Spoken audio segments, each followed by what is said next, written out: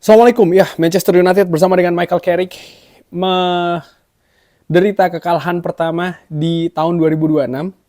Michael Carrick juga menderita kekalahan pertamanya bersama dengan Manchester United di pertandingan yang eh kalau hanya melihat misalnya kayak aplikasi ataupun juga update di internet atau sosial media, 10 pemain menghadapi 11 pemain, yang 10 pemain justru menang 2-1.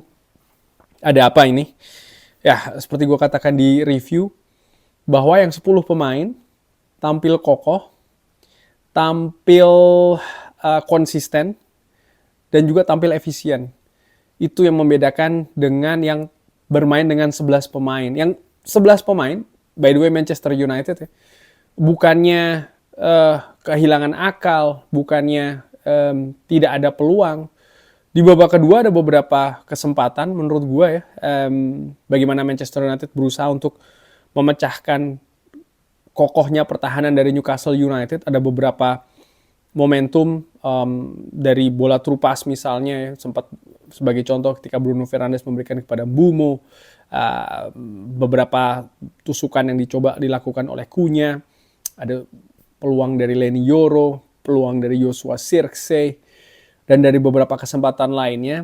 Tapi memang Manchester United tidak bisa memanfaatkan situasi menurut gue secara keseluruhan. Bagaimana mereka unggul jumlah pemain, mereka tidak bisa memanfaatkan peluang-peluang menurut gue ya, dimana kalau mereka bisa membuat satu gol duluan sehingga akhirnya mereka unggul, ya keadaan pasti akan berbeda. Tapi gue sudah bahas di review. Kali ini gue akan membahas seperti biasa Sobat Football United, rating pemain. Gue akan mulai dari Senne Lammens ya. Senne Lammens gawangnya kebobolan 2 kali, satu melalui penalti dan satu gol yang menurut gue juga istimewa dari Usola di penghujung babak kedua. Secara keseluruhan ada 2 total save dari Senne Lammens, ada 50% passing akurasinya, dan ada 3 total save dari Senne Lammens. Ya gue pikir Senne Lammens juga di babak pertama misalnya, lini pertahanan Manchester United juga tampil kokoh. Di babak kedua dengan situasi 10 pemain, Senne Lammens juga menurut gue terbantu dengan kokohnya lini belakang Manchester United. Dia sendiri pun juga menurut gue tampil bagus, terutama ketika dia menghadapi set piece ya dari Newcastle yang beberapa kali didapatkan oleh para pemain Newcastle.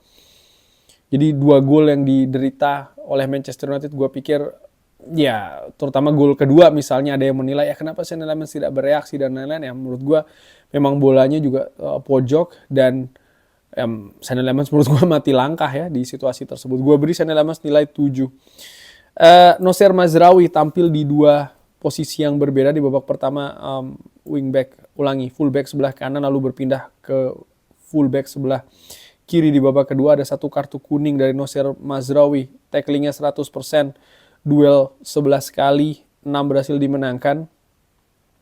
Menurut gue ketika dia tampil di kanan, dia tampil lebih bagus daripada ketika dia tampil di kiri. Menurut gue sisi kiri dari Manchester United memang kena serangan beruntun dari Newcastle, di mana cukup merepotkan. Jadi Anthony Elanga ada di sana, lalu juga sebelumnya Jacob Ramsey dan juga Kieran Trippier yang menjadi bek kanan dari Newcastle United. Gue beri Noussair Mazraoui nilai 6 ya, 91% passing akurasinya. Ada 1 total shots yang terblok oleh Noussair Mazraoui.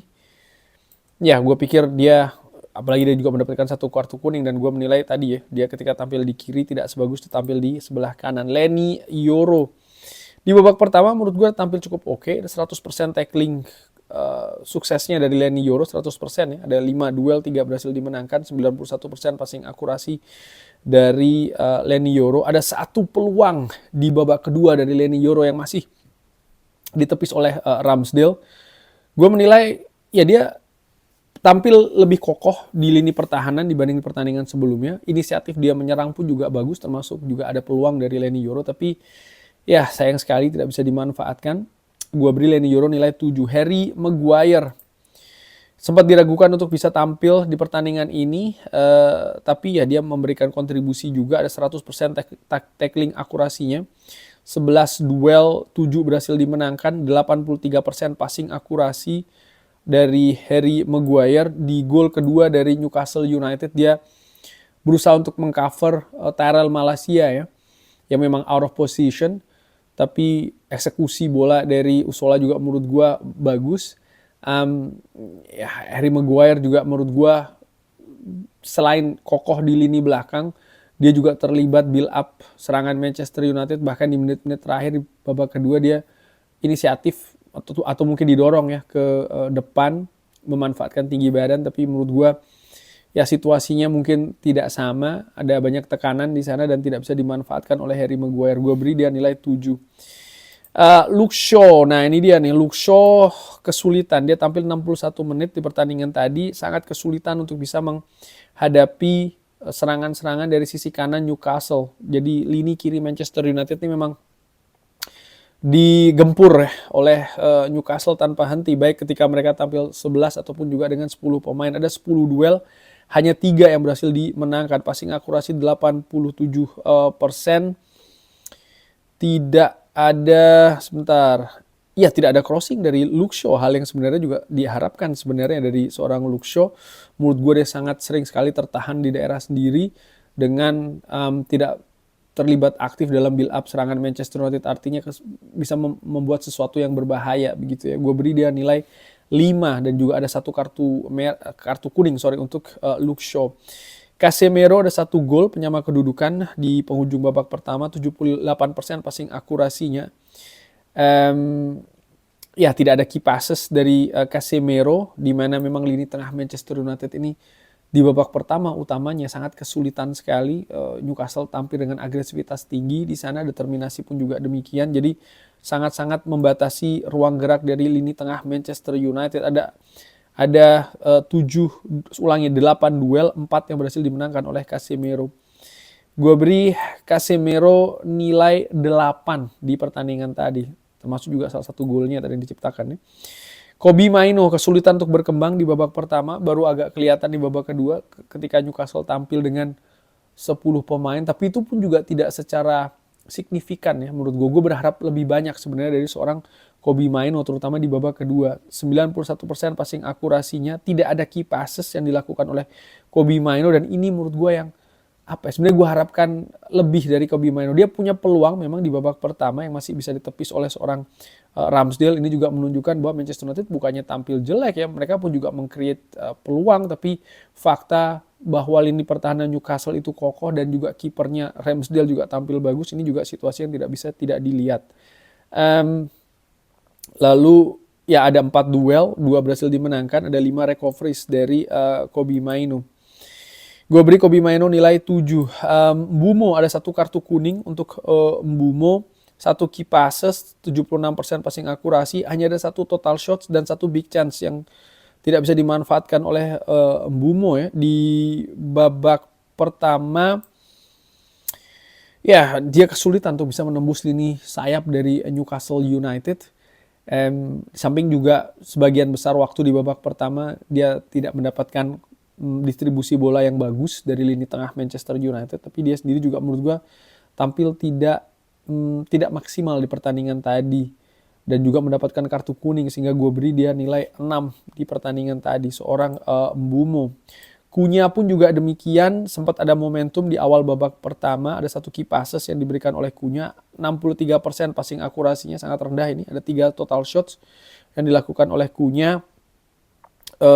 Sangat banyak sekali duels yang dilakukan oleh Cunha ya. Ada 26 duel, 17 berhasil dimenangkan, luar biasa. 26 duel Sobat Football United, ini sangat banyak banget Cunha. Tapi Cunha sendiri menurut gue juga kesulitan untuk bisa menembus lini kanan dari Newcastle United. Tapi dia secara konsisten nih, melakukan tekanan demi tekanan demi tekanan. Gue beri Cunha nilai 7 di pertandingan tadi. Sesko seperti tidak terlihat di pertandingan tadi ya. Ya, ada 2 total shots dan dua-duanya ini terblok.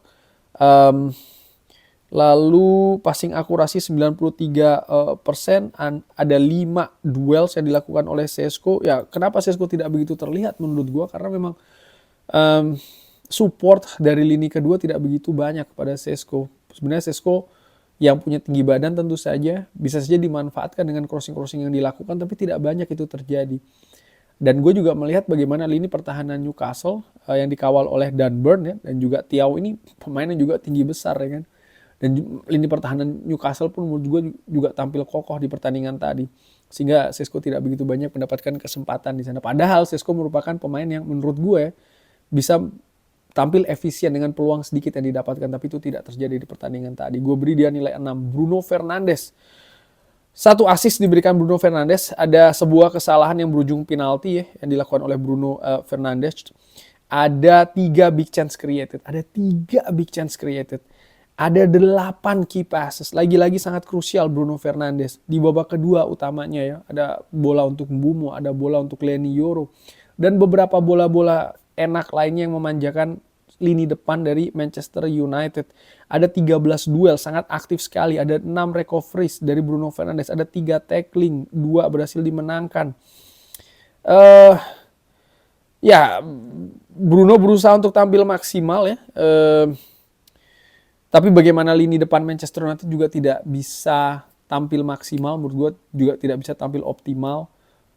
Ada beberapa situasi dia mengirimkan bola yang sangat enak sekali sebenarnya di lini depan Manchester United, tapi tidak bisa diteruskan menjadi gol ataupun peluang yang berbahaya. Di samping juga Ramsdale tampil bagus menurut gue, misalnya ketika menghalau sundulan dari Leny Yoro ya, dan juga dari situasi-situasi lainnya yang diciptakan oleh Bruno Fernandes. Gue beri dia nilai 8. Bruno by the way dengan asisnya tadi makin memantapkan sebagai pemain yang paling banyak menciptakan asis di Premier League musim ini. Bahkan jumlahnya hampir 2 kali lipat dari yang di peringkat kedua. Pemain lain yang akan gue beri nilainya adalah Diogo Dalot. Gue beri dia nilai 6 di pertandingan tadi. Tampil sebagai bek kanan ya, diturunkan di babak kedua. Tidak begitu banyak memberikan perbedaan. Menurut gue ada 2 usaha crossing tapi tidak menemui sasaran.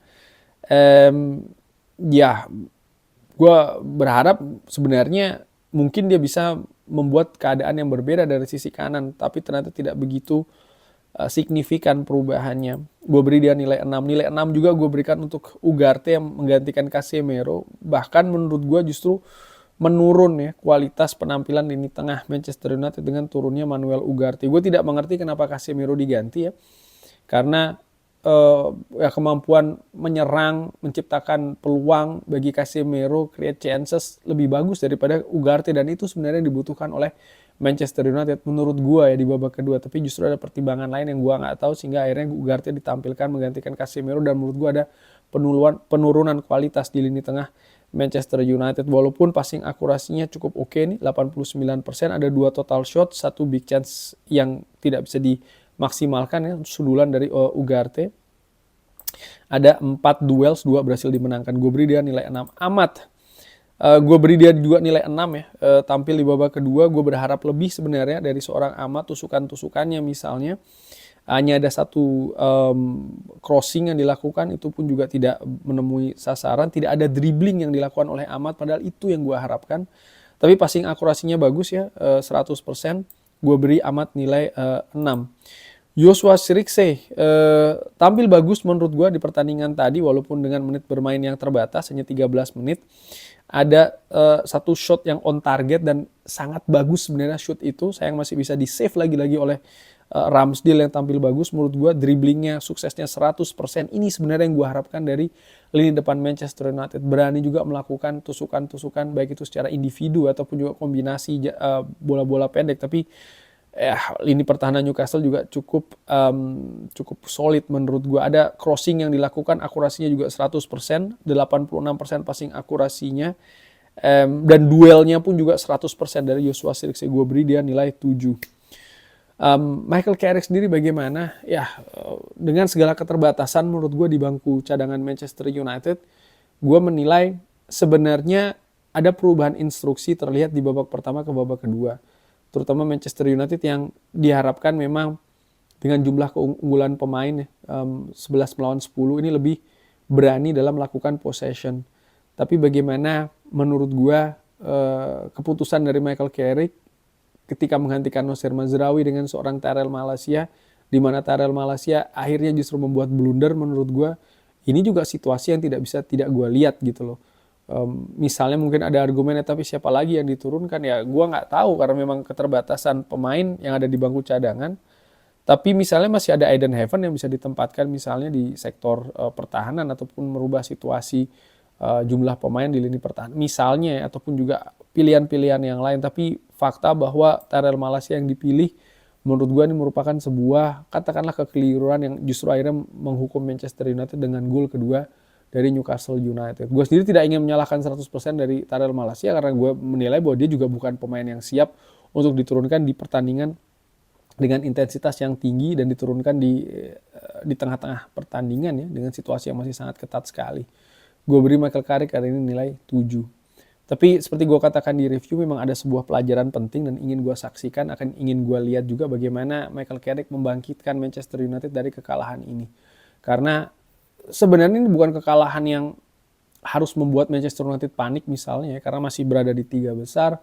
Manchester United masih berada pada zona Eropa dan masih punya peluang besar menurut gue untuk bisa finish di zona Liga Champions, katakanlah seperti itu. Memang ada beberapa harapan yang menurut gue yang akhirnya mungkin membuat kekecewaan ya, karena mungkin berharap Manchester United sisa pertandingan ini atau musim ini akan menang-menang terus, dimana menurut gue itu sangat sulit sekali untuk terjadi, itu satu.